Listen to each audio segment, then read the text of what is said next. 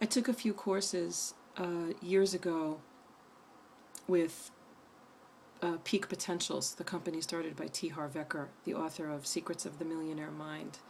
And they were really great courses. A lot of them were about abundant, business savvy, and working with the law of attraction and abundance, and but like lots of like how to negotiate and marketing and guerrilla business school. And but my favorite ones were the ones that were more really just focused on the personal growth and the spiritual, which of course applies to your relationship with abundance, but really going into like some really cool spiritual personal growth, personal development stuff, like Enlightened Warrior Training Camp and Wizard Training Camp.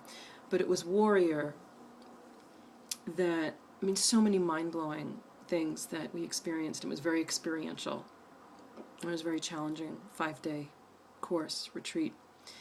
And one of the things that I got exposed to back then, I already kind of knew, of course I'd heard about goddess and the archetypes of the hero or the warrior and the goddess and all this stuff. But we did this thing and it was really intense. They separated the men from the women for a while. This is hundreds of people. So it might have been 300 women. But we were in our separate groups. So it might have been like, I don't know. About 600 people were broken up into 4 groups. And in those 4 groups, it was, about half women, half men. So the women did this thing like together for a while where we really got in touch with our feminine power. And, I don't even remember the exercises. Oh yeah, a lot of it was really getting in touch with like grounded, empowered energy as women and what it is, specifically for the flavor for women. And then the men did something separately, and I don't know what they did, but then they came back and we did this ritual, this thing that was so powerful.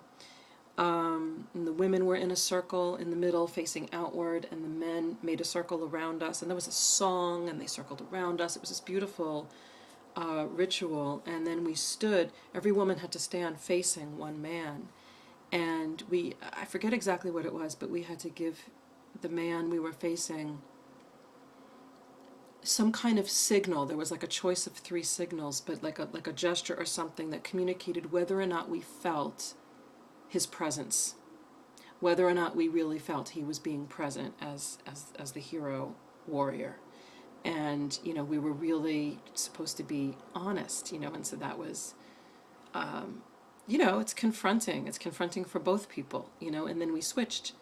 And I don't know if we made it all the way around the circle, but we did this with numerous partners where we were giving this feedback, and the men were instructed on how to receive that. I think they were allowed like a few moments to make some adjustment in how they were bringing their being across. And it was just this really neat thing, and there was more. But we were introduced to this concept of that the man, again, when I say these things, in same-sex relationships, these things play out too.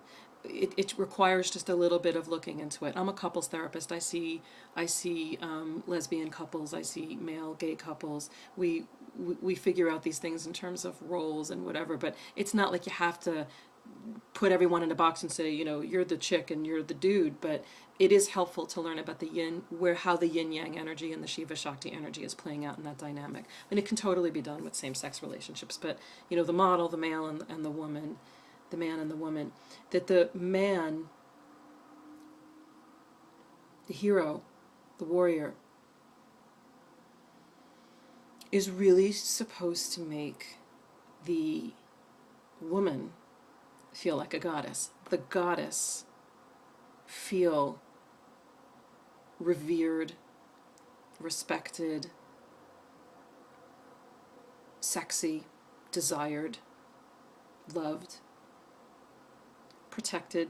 Now, of course, all of these things can be perverted and distorted and made into codependency and made into abusive situations and scenarios. And, that's a lot of what I do for a living, is helping people, like make the dynamic clean and clear and healthy and uplifting. But there is this core archetypal thing. Again, like I did a video recently about what, the man, why the man is supposed to pursue the woman. And this is, I'm going on the same topic here, that there's something about, it's so important, it's so primal, it's so natural, and so really our true instinct. We're instinct injured, as Clarissa Pinkola Estes says, in Women Who Run with the Wolves, and I'm sure in many of her talks. As a culture, women epidemically, men too, epidemically, culturally, we're instinct injured. So we have the instincts, but they get so, again, perverted and distorted by the cultural overlays and how we've been, brainwashed to think and feel and make choices. But there is a primal instinct of the man hunting, right? Hunting, including hunting his woman and making her feel desired in that way. And when a woman feels desired in that way, and she's aroused, so when it's that fit, when she's hunted by the one she wants to be hunted by, all the magic and all the wonderful things happen. Her sexuality opens like a flower, her power.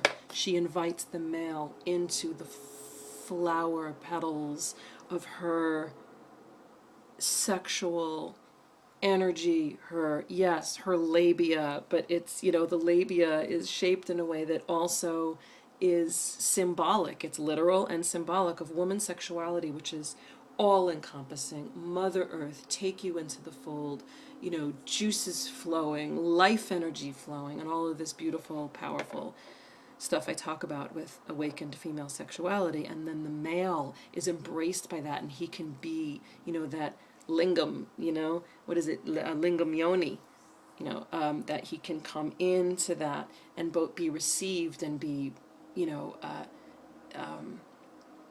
met and be, thrust his power, This is all literal and figurative. It's literal and archetypal and symbolic.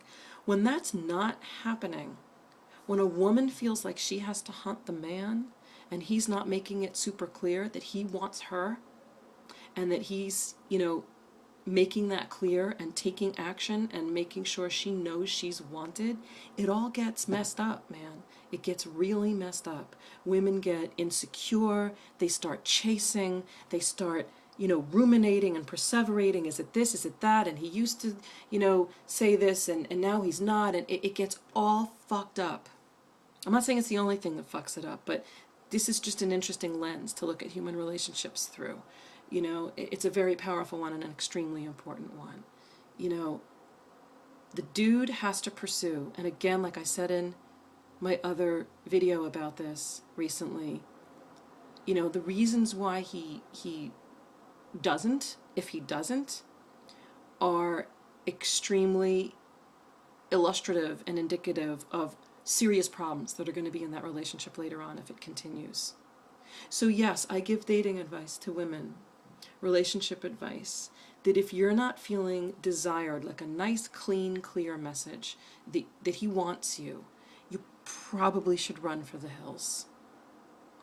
It's pretty strong advice, but I'm learning. I'm really learning.